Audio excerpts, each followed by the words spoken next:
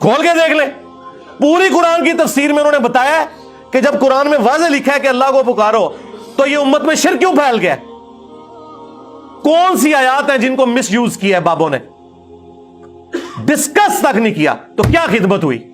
امت تفسیر پڑھنے سے پہلے بھی مشرک, بعد میں مشرک, پہلے تو پڑھے گی نہیں. لیکن میرا ایک کلپ بندے نے دماغ جو وڑ کے نا وہ ساری گندگی کاٹ کے باہر چھوڑ دے. آپ پوری ان کی تفسیریں گزار دیں. جو لوگ چینج ہوئے بھی ہیں نا وہ ہیں جو بیچارے پہلی کلین سلیٹ تھے. ممی ڈیڈی لوگوں کو آپ نعمان علی خان سنائے, فرحت ہاشمی سنائے, ڈاکٹر اسرار سنائے, مودودی صاحب پڑھائے, ممی ڈیڈی لوگ ہیں. لیکن وہ ممی ڈیڈی ہیں, دنیا میں کوئی تبدیلی نہیں لا سکتے. ساڑھے ایک اسٹوڈنٹ نے پورے گران نت پائی ہے. ہاں, پورے شہر ہی آگ لائی ہوئی ہے. ہاں, لوگ کہتے ہیں نہیں انجینئر صاحب کوئی اسٹوڈنٹ تیار کریں, کوئی امت پہ ہم نے امت ہی بدل کے رکھ دی ہے. یعنی اسٹوڈنٹ اور مدرسے اس لیے بنائے جاتے ہیں کہ نئی کھیپ تیار کی جائے جدھر پوری کی پوری امت کا قبلہ ہی چینج ہو جائے کہ 10 کتنے لکھے ہی ہوئے. ہاں, یہی کرنا تھا نا. آخر میں یہی رزلٹ ہے نا کہ آپ کے چھوٹے چھوٹے بچے کہیں کہ کہاں لکھا ہوا ہے یہ, تو وہ تو ہو گیا. یہ تبدیلی ہے. باقی سب لوگ باتیں کرتے ہیں, ہمارا پریکٹیکلی رزلٹ سامنے ہے. یہی آپ وجہ دیکھ رہے ہیں کہ آپ کو ڈاکٹر اسرار صاحب, ڈاکٹر فرحت ہاشمی صاحبہ یا باقی لوگ, ان کے بارے میں علماء کی اتنی غلیظ زبان, علماء کی کتابیں, علماء کی ارشادات نہیں ملیں گے جتنا میرے بارے میں. وہ کہتے ہیں دجال سے بڑا فتنہ ہے, اس لیے انہیں پتا چل گیا کہ ہاتھ ہی نہیں پایا سانو آ کے. ہاں, جب تک آپ بریلویوں کے ساتھ گستاخانہ جو عبارتیں ہیں دیوبند کی ان کے بارے میں ڈسکشن نہیں کریں گے, آپ ایک بریلوی کو نہیں چینج کر سکتے. بریلویت کا تو پورا عقیدہ اس کے اوپر کھڑا ہے کہ دیوبندیوں کے بزرگوں نے گستاخیاں کی ہیں, اتحاد امت نہیں ہو سکتا. میں نے آ کے جناب ان گستاخیوں کو ہائلائٹ کیا, نال بریلوی دی منجی ٹھوک دی تھی, تو اڈے ابے بھی پڑھا کے گئے نے آؤ نہ ایسے داڑھ تھلے ہوں. اس چیز نے بریلویوں کو چینج کیا ہے. ڈاکٹر اسرار صاحب کی پوری زندگی کی ویڈیوز دکھا دیں, کوئی ایک بریلوی چینج کروا کے بتائیں. جو لوگ یہ کہتے ہیں نا ہم پہلے بریلوی تھے ڈاکٹر اسرار کو سن کے ہوئے, نہ سرکار ہو ہی نہیں سکتا. وہ بس نام کے بریلوی تھے. کوئی کٹر ہو جسے اپنے فرقے کے دلائل پتا ہوں, وہ آج بھی میں آپ کو دعوے سے کہتا ہوں, یہ بات میں بہت بڑی کرنے لگا ہوں, آج بھی جو کٹر بریلوی ہیں ان کے سامنے نہ ڈاکٹر اسرار صاحب بیٹھ سکتے ہیں علمی دلائل میں, نہ ڈاکٹر فرحت ہاشمی بیٹھ سکتی ہیں. یہ میں آپ کو, کیونکہ ان بیچاروں کو پتہ ہی نہیں ہے, نہ ڈاکٹر ذاکر نائک بیٹھ سکتا. وہ لا کے جب دلائل رکھیں گے ان بیچاروں کو پتہ ہی نہیں ہوگا, اچھا اس میں سے یہ بھی نکلتا ہے, اچھا یہ والی حدیثیں بھی موجود ہے, منہ اٹ کے بیٹھ جان گے. اسی لیے آپ دیکھیں جب کبھی مناظرے ہوتے ہیں کتے کی کرتے ہیں بریلوی, اہل حدیثوں کی بھی دیوبندیوں کی بھی. کیوں کرتے ہیں؟ بودے گراؤنڈ کے اوپر کھڑے ہوئے, آپ مناظرے کا بھی دیکھیں, آپ کو لگے گا یار چھائے ہوئے نے. انیف قریشی نے کیا کیا ہے اس لال رومال والے کے بڑے بھائی کے ساتھ؟ پانی نہیں انہیں منگیا. اور دیکھیں نا مناظرہ, تو مناظرہ دیکھ لیں پھر. تو اہل حدیث تو سب سے کمزور فرقہ ہے, لیکن ویسے آپ ان کے دعوے سنیں کہیں گے نہیں جی ہماری ہر بات قرآن حدیث کہتے مٹی, تو انہیں پتہ ہی نہیں گراؤنڈ ریئلٹیز کیا ہے. یہ چیز ہے. جب تک یہ چیز نہیں ہے, ویلاگز بنانے سے, خلافت کے اوپر, اسلامی نظام کے اوپر کتابیں لکھنے سے, ٹھیک ہے یہ علمی شہوت ہے, کودتی ہے, پوری کریں, بار بار کریں, اینڈ رزلٹ کچھ نہیں نکلنا. اینڈ رزلٹ تب ہے جب تک آپ امت کے وسوسے سیٹل نہیں کرتے. اور جو اس کو سیٹل کرتا ہے نا جی گالیاں کھاتا ہے. لوگ کہتے ہیں نا تبلیغی جماعت نے توحید پہ بڑا کام کیا ہے. مجھے تبلیغی جماعت کے کسی بڑے کی ایک ویڈیو دکھائے کہ اس نے کبھی ویڈیو میں کہا ہو کہ قبر والے بزرگ سے مانگنا شرک ہے, یا علی مدد کہنا شرک ہے, یا رسول اللہ مدد کہنا شرک ہے.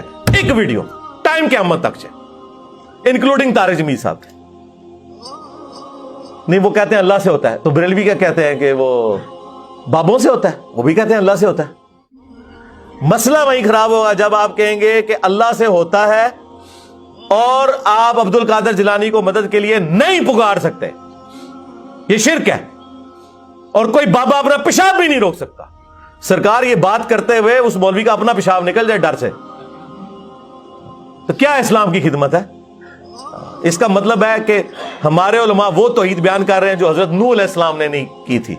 کیونکہ نوح علیہ السلام نے جب توحید بیان کی ہے تو 80 بندے قبول کرنے والے تھے. رائے ونڈ میں 20 لاکھ بندہ اکٹھا ہو جاتا ہے.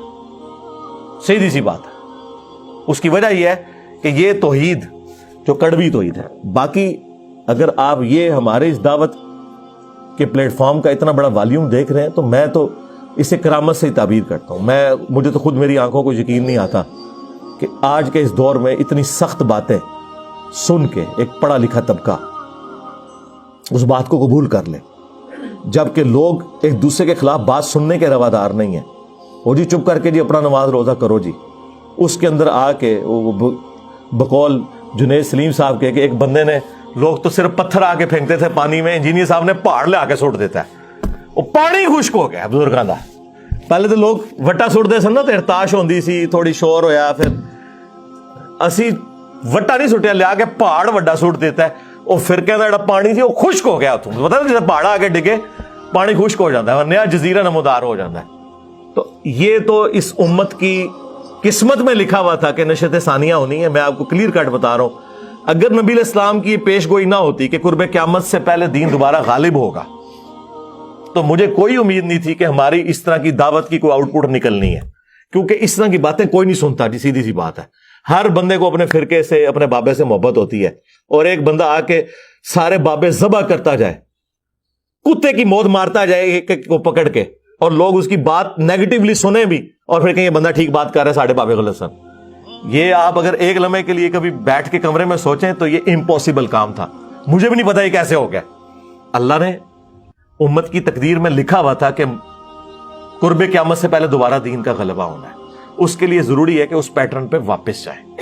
وی لاگ سے کچھ نہیں ہونا، کتابیں لکھنے سے کچھ نہیں ہونا، جماعتیں بنانے سے کچھ نہیں ہوگا. ہر بندے نے نبی علیہ السلام کا مجاہد بننا ہے اور امت کو صحیح بات بتانی ہے. یہ بات کہنا آسان ہے کہ جی یہ کیا بات ہوگی، فلاں یہ کہتا ہے، فلاں یہ کہتا ہے، اسی کے اوپر تو ہے. جاؤ ڈاکٹر اسرار کی جماعت کا، مودودی کی جماعت کا کوئی بندہ مجھے بریلیوں کی مسجد میں ایک جملہ بول کے بتائے تو پھر تم کیا تبدیلی لے کے آؤ گے؟ اٹھا کے دوسرے دن پرے ماریں گے. جاؤ نا، کٹھے ہو نا سارے. آپ کو پتا ہے نا کہ مزارات بنانا غلط ہے، کرو نا اقامت دین. جاؤ داتا دربار پان کے بکھاؤ، تہاڈی ایسی دی تیسی. ہوں جڑا آ کے اقامت دین تے گل کرے گا، میں انہوں کہاں گا ہاں نبی علیہ السلام نے بت توڑے تھے، اقامت دین فتح مکہ کے دن کیا، تم یہ سارے بت گراؤ. اٹھو، منصورہ سے اٹھاؤ اپنی ٹیم، جاؤ دادا دربار گرا کے بتاؤ، میں تکنا تہاڈے نال کہ اقامت دین تسی کرتے ہو. سب باتیں ہیں، اس طرح کچھ بھی نہیں ہونا. اس کے لیے ذہنی تطہیر کی ضرورت ہے. آپ نے عوام کو تیار کرنا ہے. جو نبی علیہ السلام کے پیٹرن کے اوپر کام ہوا تھا وہ ہونا ہے. یہ لوگ کہتے ہیں مکی دور، میں کہتا ہوں مکی دور بہت اچھا تھا اس دور سے. کم از کم کافر اور مسلمان تو کلیئر تھے. ادھر جو سب سے بڑا گمراہ ہے نا وہ سب سے بڑا عاشق رسول ہے، اور جو صحیح قرآن و حدیث کی بات کرتا ہے وہ گستاخ رسول ہے. کیا حضور کے زمانے میں یہ تھا کہ لوگ ابو جہل کو عاشق رسول مانتے تھے اور ابو بکر صدیق کو گستاخ رسول مانتے تھے؟ آج ایسا ہی ہے کہ جو قرآن حدیث کی بات کرتا ہے وہ گستاخ رسول ہے، اور جو شرک کی بات کرتا ہے وہ عاشق رسول ہے کہ نہیں؟ تو مجھے بتائیں کہ یہ دور اس اعتبار سے ویسے کئی اعتبار سے یہ دور بہت بہتر ہے، پچھلے 1000 سال سے بہتر ہے، لیکن اس اعتبار سے کتنا بڑا المی ہے کہ قبروں کے پجاری، قبروں سے مانگنے والے، مردوں کو پکارنے والے، قرآن و سنت کا مذاق اڑانے والے، بخاری مسلم کے اپوزٹ نماز پڑھنے والے، ٹھیک ہے، شرکی عقائد رکھنے والے، بدعت پہ چلنے والے لوگ دین کے امام ہیں. اور جو بیچ میں آگے دین کی بات کرتا کہتا ہے وڑ دے ہوئے گستاخ رسول نجدی، یہ شکل ہی منحوس ہے. اس ماحول کے اندر